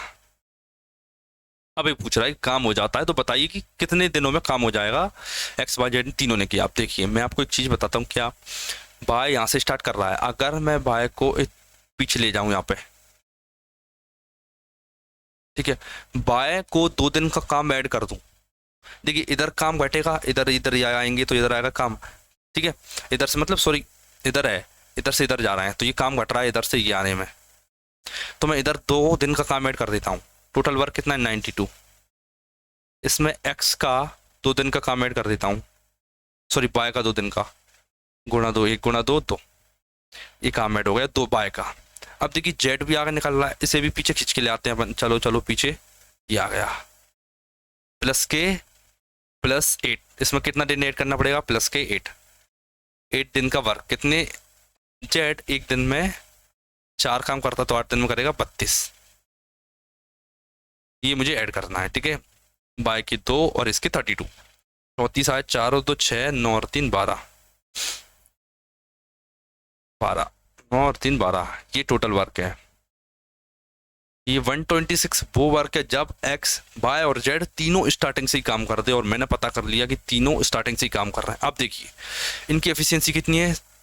2 और 1 3 और 4 7 एफिशिएंसी है, तो 7 से भाग दे देंगे, 7 एकम 7, 5 आए 7 8 56, 7 8 56 80, मतलब कि स्टार्टिंग से एक्स बाय जेड कितने दिन काम करेंगे? 18 डेज काम करेंगे। तो ये मेरा हो जाता है ऑप्शन सही, 18 डेज मेरा राइट आंसर है। 18 दिन में एक्स बाय और जेड टोटल काम कर लेंगे। ठीक है, यही पूछा गया हमसे कि how many days did x पर। एक्स स्टार्टिंग से काम करता है, तो मैंने क्या किया, बाय और जेड को मैं खींच के एक्स स्टार्टिंग पे ले गया। देखिए, इसको अगर आप चाहते हो कि सर और कोई सा मेथड, तो मैं आपको बताऊंगा कि ये दूसरा तरीका होता है, वो एक्स मान के, वो लॉन्ग मेथड रहता है बहुत ज़्यादा, कि टोटल वर्क एक्स दिन में हो जाता है, एक्स 2 डेज में, तो x-2 करेंगे, x+x-8 करेंगे, फिर ऐड होता है उधर, बहुत लंबी कैलकुलेशन बनती है, हद से ज़्यादा लेंथी हो जाएगा क्वेश्चन। इतना एग्जाम में टाइम नहीं होता कि आप बार बार कैलकुलेशन कर पाओ, इक्वेशन लिख पाओ। देखते हैं नेक्स्ट बताते हैं 11 नंबर का question. A car runs first to 75 kilometer an an average of speed 50 kilometer per hour. 50 kilometer की स्पीड से 275 किलोमीटर चला वो, ठीक। और नेक्स्ट 315 किलोमीटर किससे चला, 70 किलोमीटर की स्पीड से, average speed of 70 kilometre per our. What is the average speed of for the entire journey. मुझे ये बताना है कि एंटायर जर्नी के लिए मेरी टोटल स्पीड क्या थी, सॉरी एवरेज स्पीड क्या थी। देखिए, टाइम स्पीड डिस्टेंस के लिए एवरेज के बहुत सारे फॉर्मूले बनते हैं, लेकिन मैं आपको एवरेज स्पीड निकालना सिखाऊंगा बेसिक वाली मेथड से। बेसिक वाली मेथड क्या कहती है कि अगर आप देखो तो स्पीड का फॉर्मूला होता है डिस्टेंस अपॉन में टाइम। ठीक है, अगर मेरे पास टाइम का रेशो आ जाए, डिस्टेंस टाइम का रेशो आ जाए, तो मैं आसानी से स्पीड ज्ञात कर सकता हूँ। देखिए, अब मैं रेशो निकालता हूँ टाइम का। देखिए, आप जानते हो डिस्टेंस अपॉन में स्पीड इक्वल टू टाइम 50 आया, फिर रेशो लगाया मैंने, टाइम का रेशो निकाल रहा हूँ मैं भी। ये डिस्टेंस 315 बटे में 70 किया मैंने, 0 से 0 कैंसिल किया, 5 से काटा तो 5 5 25 और 5 5 25, 7 से काटा तो 7 चौक 28 और 7 5 35, 5 से कटेगा ये तो 5 से आया, ये 11 आया और 5 नाम 45, ये आ गया मेरे पास रेशो, टाइम का रेशो आ गया। अब इसमें लगाता हूं मैं डेविएशन मेथड। ठीक है, ये 11 रेशो, ये 9 कितना चला, प्लस 50 से चला प्लस का 70। अगर आपको डेविएशन मेथड नहीं आती तो आप कमेंट कीजिए, परसेंटेज का पूरा कॉन्सेप्ट है जिसमें मिक्सचर एलिगेशन के क्वेश्चन भी इसी से होते हैं, तो आप कमेंट कीजिए, मैं आपको ये मेथड डेविएशन प्रॉपर समझा दूंगा। एक टोटल एक ओवरऑल व्यू में यहाँ पे दे सकता हूँ आपको। देखिए, इसमें किसी भी एक वैल्यू को हम बेस मान लेते हैं, मान लीजिए कि मैंने इसे बेस मान लिया 50 को मैं बेस मान लेता हूँ 50, मान लीजिए कि मेरा एवरेज था 50 था, प्लस देखिए ये कितना जाता है 50 से, इसे ऐसे लिख सकते हैं ना, पर 50 + 20, 50 तो मैंने ले लिया, लेकिन 20 एक्स्ट्रा है, कितने पर, 9 पर।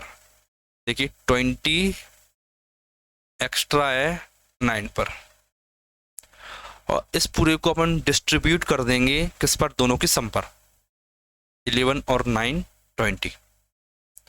तो ये देखिए 20 से 20 कैंसिल हो गए, 9 बचा, तो 59 इज माय राइट आंसर। देखिए सी, बहुत आसान था ये वाला। बाकी अलग मेथड रहती है जो स्पीड निकालने, एवरेज स्पीड निकालने वाली, प्रॉपर टाइम स्पीड डिस्टेंस की जो मेथड रहती है, आप उस मेथड से भी कर सकते हो। इस क्वेश्चन को नहीं भरना बेसिक, अदरवाइज बेसिक से मैंने आपको सिखाया कि यदि कहीं पर ये मेथड लग रही है जिसमें घंटों का रेशो अगर आप निकाल पा रहे हो, तो ये वाली मेथड आपको बेस्ट मिलेगी। एक मेथड सीखने के बाद आपको वो वाली मेथड अलग अलग टाइप के क्वेश्चंस में लगाना आना चाहिए। ठीक, देखिए ये है हमारा अलजेब्रा का क्वेश्चन की 4x + 2y, 4x + 2y का क्यूब प्लस 4x - 2y का क्यूब इक्वल टू ये दे रखा है, तो ½ √a² + b² का मान ज्ञात कीजिए। देखिए इक्वेशन 1 है, यहाँ मुझे बेसिक से सॉल्व करना पड़ेगा क्योंकि मुझे वेरिएबल a और b नहीं दे रखे हैं और इनकी मुझे वैल्यू चाहिए क्वेश्चन सॉल्व करने के लिए। ठीक, तो मैं आपको बताता हूँ। सबसे पहले तो आपको एक फॉर्मूला इंट्रोड्यूस करते हैं। फॉर्मूला आप लिख भी सकते हो कि a + b का क्यूब प्लस a - b का क्यूब इक्वल कितना आता है। देखिए ये वाला खुलेगा, कैसे खुलेगा, a³ + b³, ये वाला कैसे खुलेगा, a³ + b³, a³ - b³, sorry ये कैसे खुलेगा, a³ + b³ और ये वाला खुलेगा a³ - b³, तो ट्वाइस ऑफ a³ बचा, क्योंकि b³ से b³ तो कैंसिल हो गया। और इस वाले में एक टर्म कौन सी आती है, इसमें एंड की दो टर्म आती है 3ab² प्लस 3a² और इसकी दो टर्म कौन सी आती हैं 3ab² प्लस 3 सॉरी ये माइनस आएगा -3a²b। ये वाला पार्ट कैंसिल होगा, ये बचा 3ab², twice of plus 3ab²। ये मैंने आपको बता भी दिया कि फॉर्मूला बना कैसे, a³ प्लस 3ab²। ऐसे ही माइनस का फॉर्मूला भी बनता है जो होता है कि twice of b³ plus 3a²b। ठीक है, अभी मैं आपको प्लस वाला फॉर्मूला बताता हूँ और ज़्यादातर लोगों को शायद ये पता भी होगा। ये वाला फॉर्मूला मैं यहाँ आपको निकाल के बता देता हूँ। इस वाले फॉर्मूले को ये मैं एक्सटेंड करता हूँ, ट्वाइस ऑफ a³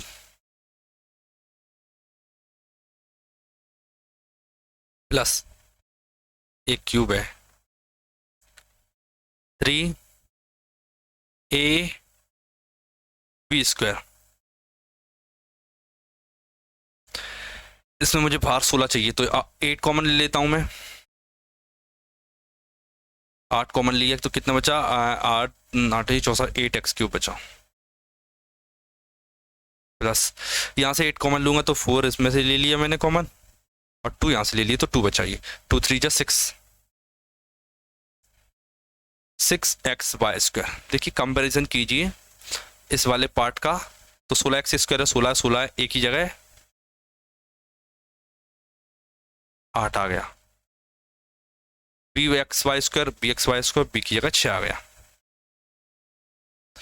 इसका स्क्वायर करेंगे, इसमें अंडर रूट में 8 का स्क्वायर करेंगे तो 64 आएगा, 6 का स्क्वायर करेंगे तो 36 आएगा, दोनों को ऐड करूंगा तो आएगा 100। अंडर रूट में 100 आया, इसकी वैल्यू आई मेरे पास 10। ये वाला पार्ट सॉल्व कर रहा हूँ मैं, ये वाला ठीक है।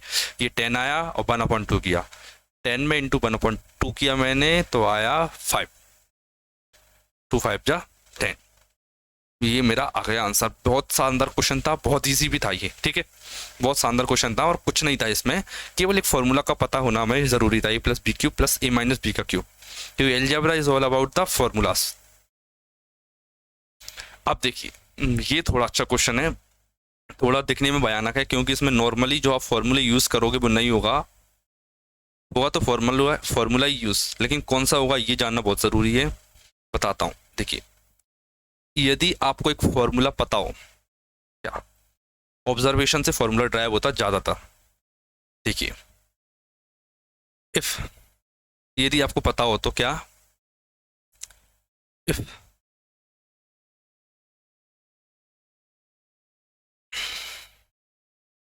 If a + b + 0 c is equal to 0, यदि a + b + c बराबर 0 तो क्या a³ plus b³ plus c³ is equal to होता है मेरा 3abc। मैं आपको ये फॉर्मूला लिखवाता हूँ, एक कॉन्सेप्ट बताता हूँ, तो आपको ज़रूरी है कि आप इसे एक जगह कहीं लिख लें, किसी जगह एक सेपरेट जगह पर आप इसे लिख लें ताकि आगे जब इस टाइप के आप क्वेश्चन करो तो आपको इजीली आ सके याद, ठीक है। प्लस का स्क्वायर, ये माइनस का स्क्वायर कट जाएगा, 4c² है। अब मुझे यहाँ पे देखिए यहाँ थोड़ा एडजस्टमेंट करने का, 64 बाहर अच्छा नहीं लग रहा। देखिए 64 क्या होता है, 4 का क्यूब होता है, ये क्या होता है 4 का क्यूब, और ये भी क्यूब दे रखा है तो मैं 4 अंदर ले जाता हूँ। अंदर कैसे जाएगा, देखिए इस वाली स्टोव को कैसे लिखेंगे हम, 4v² minus 4c², sorry 4 4 16,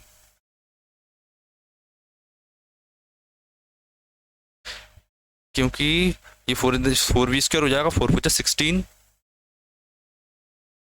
c² का क्यूब हो गया। ये मैंने स्टेप लिख ली, ठीक है। आप जानते हो 4v² से ये माइनस का 4v² कट जाएगा और 16c² से प्लस का 16c² कट जाएगा, मतलब कि a + b + c is equal to 0 हो गया। अब देखिए इसे मैं लिख लेता हूं कैसे, 3abc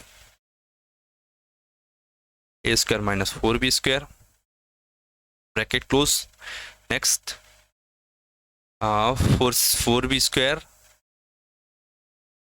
minus 16c²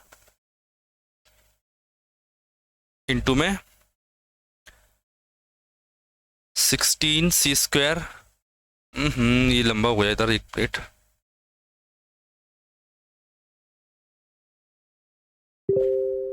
16c²।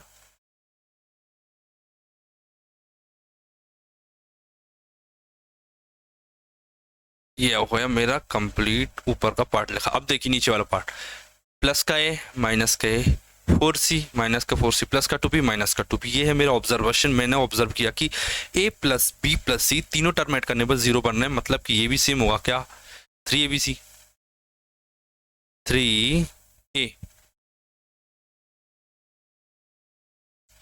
b और c। अब मुझे नहीं लगता कि आपको ये वाला फॉर्मूला याद ना हो क्या, a माइनस वी और ऊपर क्या है A square minus B square. A square minus B square कैसे लिख सकते हैं, ए माइनस वी और ए प्लस वी।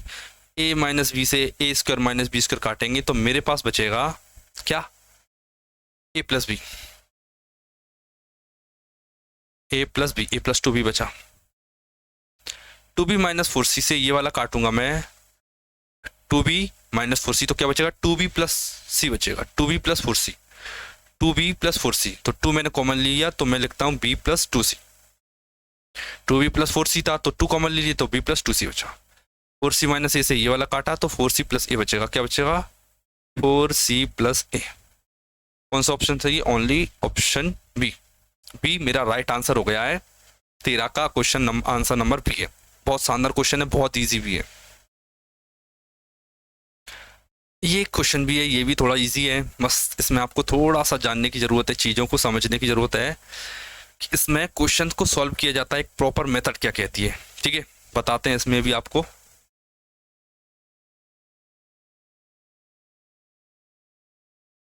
देखिए क्वेश्चन क्या कह रहा है, in a circle with centre O, मतलब एक सर्कल है जिसका सेंटर ओ है। Chords P R and Q S, क्या, chords P R and Q S meet at the point T. दो इसकी कॉर्ड है, क्या, एक पी आर है और एक क्यू एस है, दो कॉर्ड है।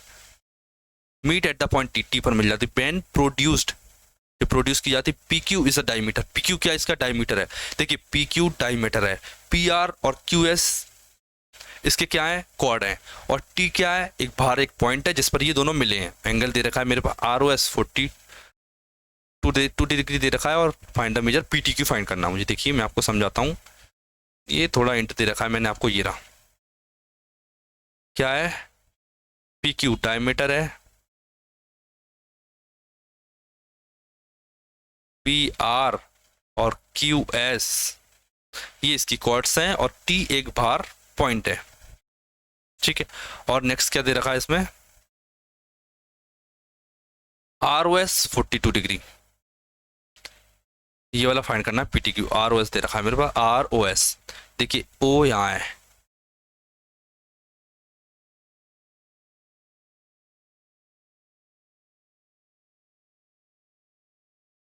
ठीक है, ये कितना दे रखा है आर ओ एस, ये दे रखा है मेरे पास 42 डिग्री, 42 डिग्री। ठीक है, अब मुझे पता करना है ये वाला एंगल। देखिए इसमें आपको कुछ जानने की जरूरत नहीं, थोड़ा सा समझने की जरूरत। इसमें इस वाले ट्रायंगल में आपको फोकस करना है पी क्यू टी में, इस बड़े वाले ट्रायंगल पे फोकस करना है आपको पी क्यू और टी पर। देखिए अब ये क्या है, इसकी रेडियस, ये क्या है, इसकी रेडियस। मान लीजिए कि ये एक्स है, इसके सामने एक्स, तो इसके सामने भी क्या होगा, एक्स। ठीक है, ये एक्स और ये एक्स, बताइए ये कितना होगा, ये वाला एंगल कितना होगा बताइए, ये होगा 180 माइनस का 2x। समझाने की कोई जरूरत नहीं, आपको ये सब पता होगा। 180 माइनस का 2x, आप जानते हो तीनों एंगल का सम 180 होता है, तो इन दोनों को ऐड करूंगा और घटा दूंगा 180 में से, तो मेरे पास ये तीसरा एंगल आया। अब देखिए ये भी रेडियस, ये भी रेडियस, इसे मैंने माना बाय, इसे मैंने माना बाय। क्यों माना, कि इसके सामने बाय, इसके सामने बाय। ये कितना आएगा ये वाला एंगल बताइए, ये भी सेम 180 माइनस का 2y, ये कितना दे रखा है 42 डिग्री। अगर मैं इन दोनों को ऐड कर दूं, ये वाला एंगल और ये वाला एंगल और ये वाला एंगल, तो कितना आएगा मेरे पास 180 डिग्री, क्योंकि हम जानते हैं कि एक स्ट्रेट लाइन पर बना हुआ कंप्लीट एंगल 180 डिग्री का होता है। इक्वल में कितना आएगा 180 डिग्री, 180 से 180 कट जाएगा, कितना बचा 180 प्लस का 42 कितना हुआ 8 और 4 12 की 222 डिग्री, माइनस का 2 कॉमन लिया मैंने तो x प्लस वाई बचा, और इक्वल में मेरे 0 दे रखा क्योंकि 180 इधर 0 बचा। ठीक है, अभी 2x प्लस वाई मैं इधर ले जाऊंगा, x प्लस वाई बचेगा और 2 अपन में आ जाएगा, 2 अपन में 2 आएगा अपन में, ये आप समझ गए होगे क्योंकि देखिए 2x प्लस वाई इधर आएगा तो 2x प्लस वाई हो जाएगा, तो x प्लस वाई इंटू 2 है, 2 का मैं डिवाइड दे दूंगा 2 में, तो ये आ जाएगा मेरे पास, डिवाइड दिया मैंने 1 1 1। अब मुझे एक चीज़ पता चल गई कि तीनों का सम, ये दोनों का सम 180 है। अब देखिए ये प्लस ये और ये चाहिए मुझे, ये क्या होगा 180 में से 111 घटा दीजिए, क्या घटाइए 111, कितना आएगा 10 में से 1 गया 9 बचा, 17 में से 1 गया 16 बचा, 6 बचा, 69 degree is my right answer. X दे रखा है, एक्स प्लस वाई दे रखा है, 180 में माइनस करूंगा तो मेरे पास टी आ जाएगा, 69 degree is my right answer. ये मेरा क्वेश्चन था ज्योमेट्री का, टी मेरा ऑप्शन हो गया ये सॉल्व। नेक्स्ट क्वेश्चन की तरफ बढ़ते हैं हम, देखते हैं नेक्स्ट क्वेश्चन अपना।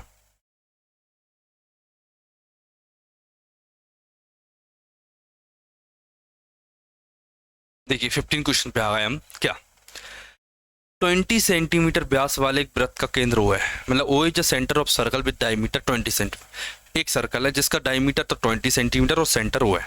T is a point outside the circle, T एक पॉइंट है जो आउटसाइड है सर्कल के, एंड TA इज सेंटर, क्या टेंजेंट, मतलब एक T एक पॉइंट है आउटसाइड में और एक TA टेंजेंट है, मतलब जो A पॉइंट होगा वो टेंजेंट होगा। ठीक है, OT is 26, what is the length of TA। देखिए इसका डायग्राम मैं आपको बताता हूँ, ये ऐसा कुछ दिया गया है कि T एक पॉइंट है आउटसाइड में, AT इसकी टेंजेंट है, O इसका सेंटर है, O इसका सेंटर है। वो एक चीज बताइए आप, क्या ये हो गया, डायमीटर कितना है 20 सेंटीमीटर, तो ये कितना बचा 10, डायमीटर कितना दे रखा है 20 दे रखा है तो ये 10 आएगा। 80 और क्या दे रखा है इसने, और दे रखा है मुझे OT दे रखा है और TA फाइंड करना है, OT दे रखा है और TA फाइंड करना है। देखिए आप जानते हो क्या, मैंने आपको कल वाले सेट में भी बताया था कि सर्कल एक रेडियस और टेंजेंट के बीच में 90 डिग्री का एंगल होता है, ये 90 डिग्री का एंगल है। देखिए ये हाइपोटेनस है और ये क्या है, ये इसका एक साइड है, ये मुझे फाइंड करना है। देखिए आप जानते हो कि 5 12 13 एक ट्रिपलेट है, इसका डबल करेंगे तो 10 24 और 26 भी एक ट्रिपलेट है, 26 दे रखा है 10 दे रखा, तो ये वैल्यू कितनी आ गई 24। ये ट्रिपलेट से आसानी से हो जाता है, केवल एक राइट एंगल ट्राइंगल बनता है जिसकी दो साइड के बने, तीसरी फाइंड करना। सर्कल में कॉन्सेप्ट लगा रखा है केवल इसका राइट एंगल वाला हो जाता है। ये वाला क्वेश्चन देखते हैं, 16 क्वेश्चन देखते हैं। ये वाला क्वेश्चन अपना, what is the height of an equilateral triangle whose each side is 8 centimeter. ये भी इजी है, बना के बताता हूँ आपको। इक्विलेटरल ट्रायंगल आप जानते हो, ये मेरा इक्विलेटरल ट्रायंगल है,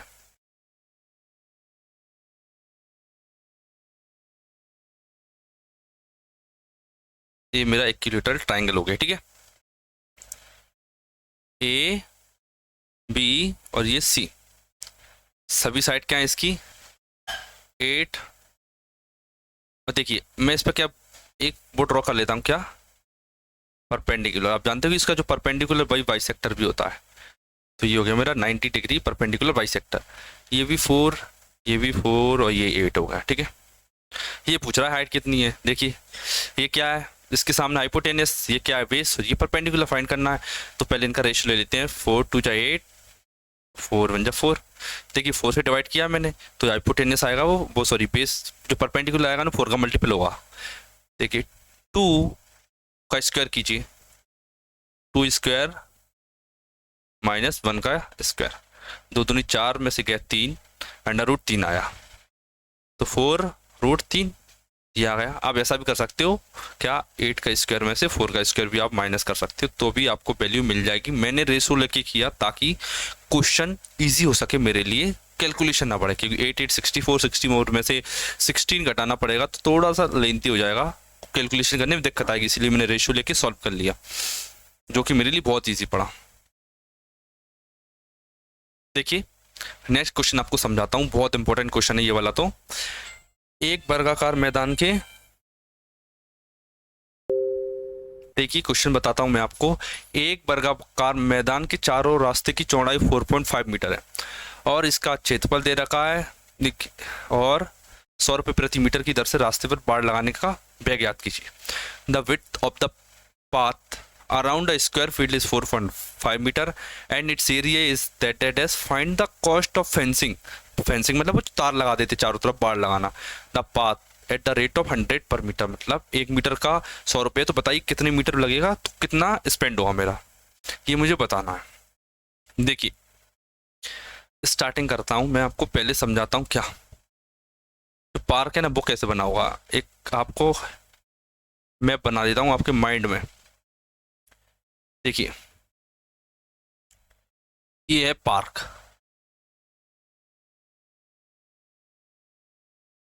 ये चारों तरफ इसका है क्या, रास्ता, पार्क के चारों तरफ चलने की रास्ता होता है, वो वाला एक रास्ता है भाई। यहाँ पर मुझे फेंसिंग करना है, ठीक है। ये रास्ता है, ये जो रहता है ना चलने वाला, वो फुटपाथ है ये। देखिए चौड़ाई कितनी दे रखी है, ए दे रखा है ना इसमें, विड्थ इज 4.5 मीटर, ये इसकी विड्थ दे रखी है 4.5, इधर भी कितनी होगी 4.5, ठीक है। और इसकी मान लीजिए ए है, तो आप बताइए टोटल इस बड़े वाले कितनी होगी, a+9, side of big square, बड़े वाले स्क्वायर की साइज कितनी होगी, a+9। अब मुझे पता करना है इसका एरिया, किसका दे रखा है, एरिया दे रखा है the width of path around the square, width of the path, path का एरिया दे रखा है इस वाले पाथ का। अब बताइए कि अब इस वाले पाथ का मैं एरिया कैसे फाइंड कर सकता हूँ। अब जानते हो क्या, बड़े वाले स्क्वायर में से अगर मैं छोटा वाला घटा दूं तो मेरे पास जो साइड में एजेस बनी हुई है ये वाला एरिया आ जाएगा। क्या करता हूँ, देखिए मैं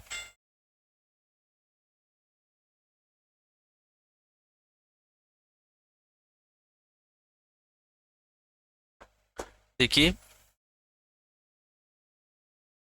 a+9 का स्क्वायर करता हूं मैं, -a² कर देता हूं,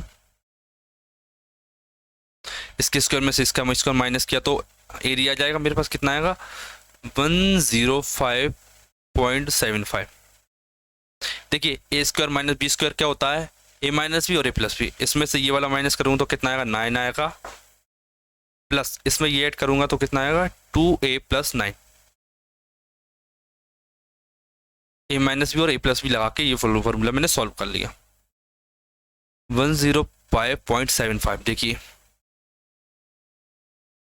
इससे डिवाइड करूंगा तो कितना आएगा 9 एकम 9, 9 एकम 9, 9 एकम 9 कितना बचा, 6 बचा, 9 7 63, 9 5 45, 11 तो 75। अभी प्लस का 9 है, इधर आके माइनस का 9 हो जाएगा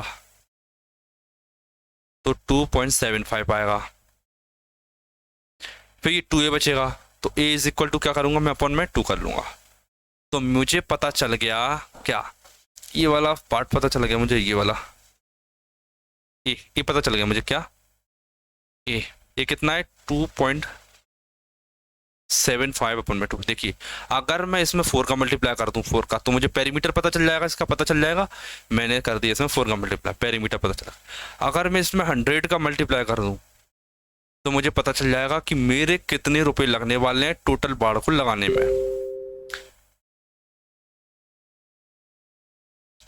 ये देखिए 2 से काटा 2 आया 4, 2 2 जा 4 और 100 का इसमें करेंगे तो पॉइंट हट जाएगा। 275 इंटू करेंगे तो 200 200 400 और 150 550, ये मेरा आंसर हो जाता है 550 मेरा आंसर हो जाता है। ठीक है, बढ़ते हैं नेक्स्ट क्वेश्चन की, बढ़ते हैं हमारे नेक्स्ट क्वेश्चन है हमारा किसका, ट्रिग्नोमेट्री, बहुत ईजी। देखिए अगर कॉस थीटा √3/2 है और थीटा 0 से 90 के बीच में, बताइए कॉस थीटा ए माइनस कॉस थीटा अगर √3/2 है तो थीटा कितना होगा, थीटा की जगह क्या ए माइनस बी बताइए कितनी होगा, 30 डिग्री, क्योंकि हम जानते हैं कि cos 30 degree is equal to √3/2, मतलब कि a माइनस बी 30 के इक्वल होगा। अब उसने बोला कि sec a 2 है, तो बताइए sec उल्टा होता है cos का, तो cos a बराबर 1/2, a कब होगा, a is equal to 60 degree, क्योंकि sec 60 degree is equal to 2, a आ गया मेरा 60 डिग्री। अब b कितना आएगा, डेफिनेटली 30 डिग्री आएगा। ये मेरा आंसर हो जाता है सही।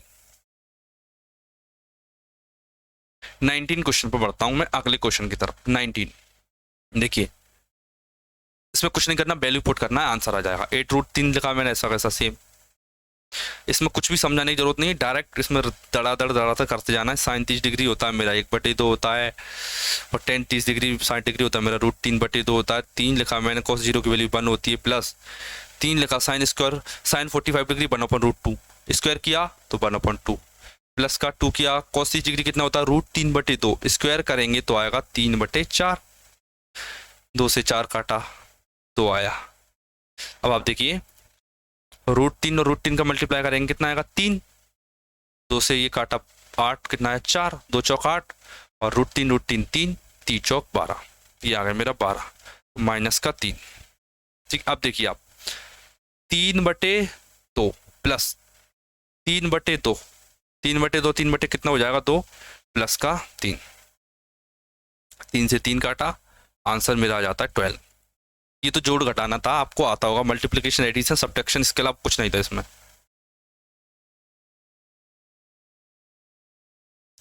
ये थोड़ा अच्छा क्वेश्चन है, ये थोड़ा बड़ा भी है, देखिए समझाते हैं। इसमें इस वाली सीट में 2 हैं, इस वाले सेट में 2 क्वेश्चन है सेम मीनार वाले, हाई डिस्टेंस वाले। देखिए, a vertical pole and a vertical tower are on the same level on the ground in such way that, देखिए एक पोल है और एक टावर है, पोल एक खंबा, टावर मतलब एक खंबा टाइप का, ठीक है, 2 चीजें same level of ground, ground की सेम लेवल पर है। अब देखिए क्या कह रहा है, way that from the top of the pole, pole का जो पोल है, pole the angle of elevation of the top of the tower 60 degree. देखिए मैं और टॉप ऑफ 60 डिग्री, ये मान लीजिए ये पोल है मेरा,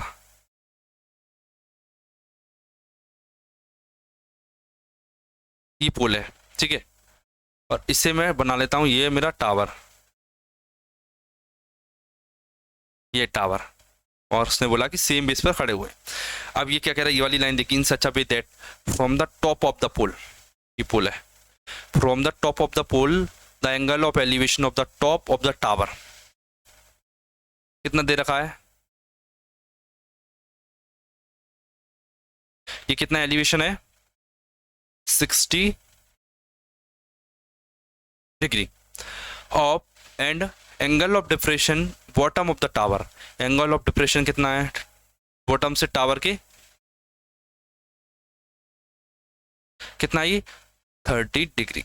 ये मुझे 2 वैल्यू पता चल गई। अब क्या कर रहा है, टावर 676 मीटर का है, टावर, ये जो टावर है ये पूरा कंप्लीट, ये कितना है 76 मीटर का है।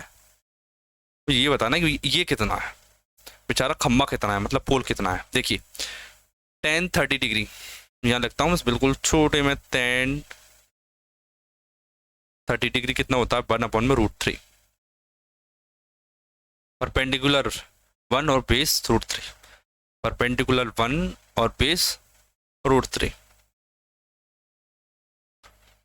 tan 60 डिग्री कितना होता है √3/1, मतलब कि परपेंडिकुलर √3 और बेस 1, ये 1 है, ये भी 1 होगा।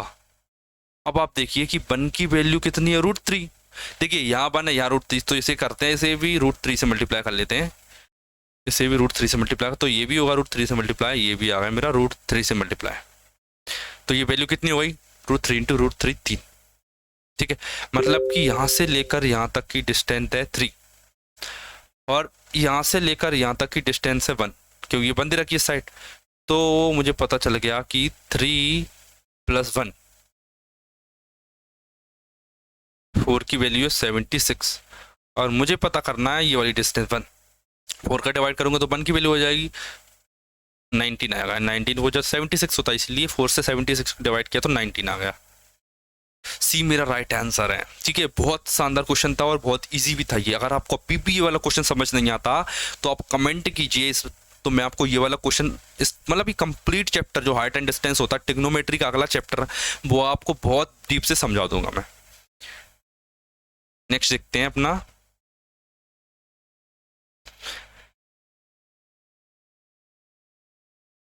21 क्वेश्चन।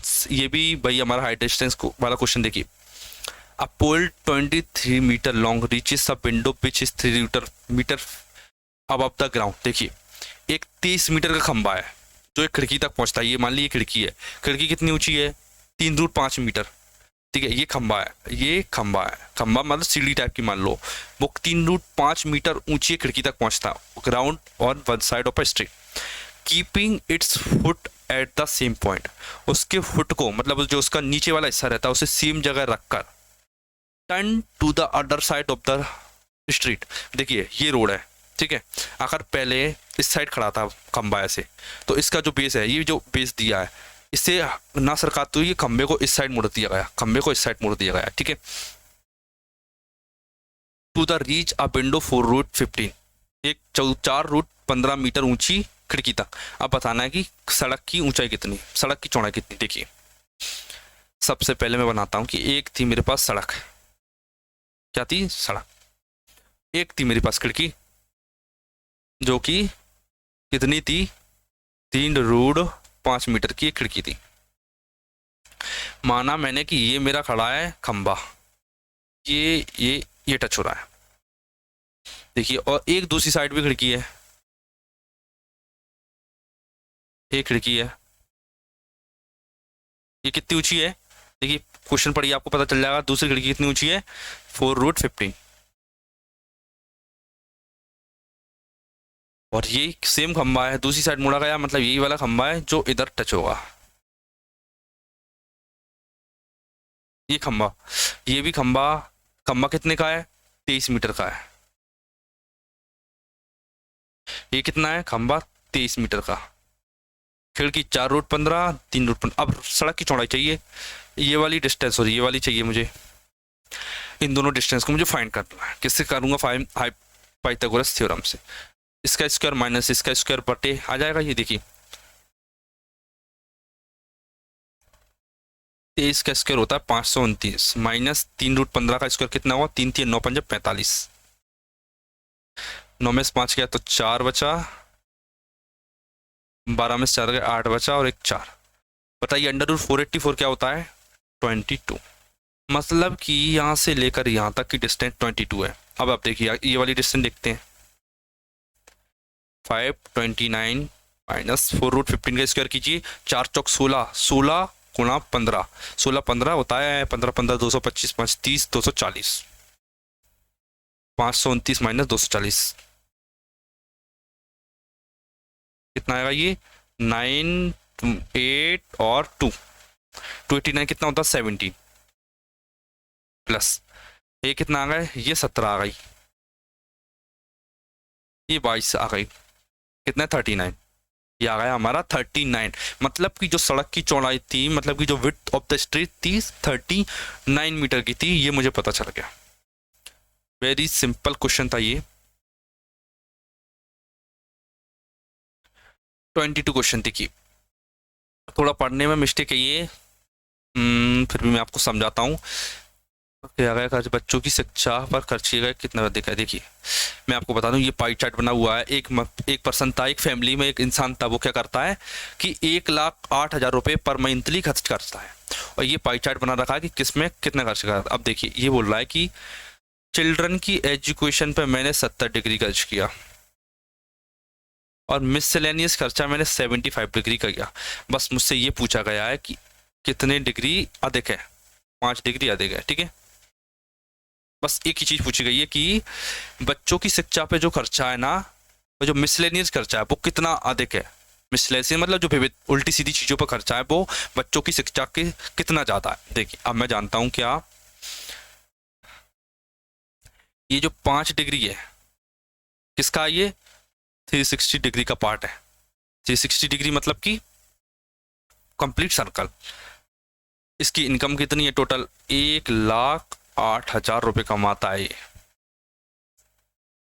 एक जीरो से एक जीरो कैंसिल की, 36 से ये डायरेक्ट कटता है 3 बार में, और 3 5 जा 15 और 2 जीरो। ये थोड़ा क्लियर नहीं दिख रहा था, इसीलिए मैंने आपको इसकी बेसिक समझा दी कि क्वेश्चन क्या कहना चाह रहा है। नेक्स्ट क्वेश्चन पे बढ़ते हैं। बहुत पाई चार्ट वाले क्वेश्चन है, बहुत इजी क्वेश्चन है, कुछ नहीं है इन क्वेश्चंस में, बस आपको थोड़ा बेसिक समझने की जरूरत है। ठीक है, देखिए कि the total export of cars type be in 2014-17 is what percent more than total export of cars type A in 15 to 18। ठीक है, मतलब जो ए का एक्सपोर्ट किया, बी वाली कितनी ज़्यादा है, ए से कितनी ज़्यादा भी, ये पता करना मुझे। ठीक है, मोर देन टोटल, हाँ ए से, ए का 15 से 18, मतलब जो ए का एक्सपोर्ट है ना 15 से 18 में कितना किया गया है, 15 से 18 में मुझे ए का एक्सपोर्ट जोड़ना है। ठीक है, करना स्टार्ट करते हैं। देखिए ए ये है मेरा 150 प्लस 275 कितना होता है, 100 200 300 425 425 और 175 कितना होता है, 400 500 600 और 300 कितना होता है 900। मतलब कि ए ने टोटल 900 मिलियन का डॉलर की बिजनेस किया। ठीक है, अब देखते हैं बी यहाँ, बी का 15 से 18 फाइंड करना मुझे, 15 से नहीं 14 से 17,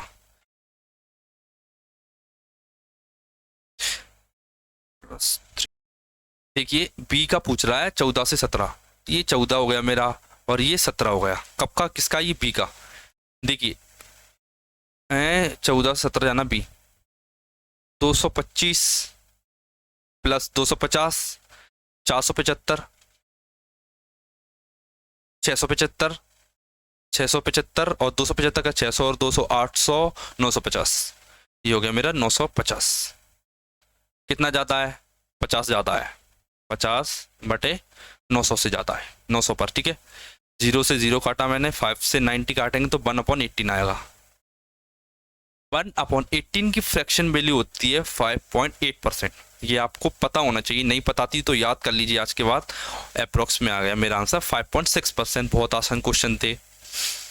और देखिए एक चीज़ मैं आपको बताता हूँ, ये 2 क्वेश्चन है 24 और 25, ये क्वेश्चन मैं आपको देता हूँ घर से करने के लिए। ठीक है, आपको इन दोनों क्वेश्चंस को करना है और इस वीडियो की कमेंट में आंसर कमेंट करना है कि सर हमें ये 2 क्वेश्चंस आ गए। मैं मोस्टली लास्ट का 1 या 2 क्वेश्चन छोड़ देता हूँ ताकि मुझे पता चल सके कि आप कितनी मेहनत कर रहे हैं और आपकी तैयारी कितनी बेहतर है। अगर आपको ये वीडियो पसंद आई तो इस चैनल को सब्सक्राइब करें, इस वीडियो को लाइक करें। इंटेलिजेंट रनिंग अकेडमी बहुत शानदार चैनल है, आपको बहुत ज़्यादा हेल्पफुल होने वाला है। बने रहिए हमारे साथ, तब तक के लिए धन्यवाद, थैंक यू।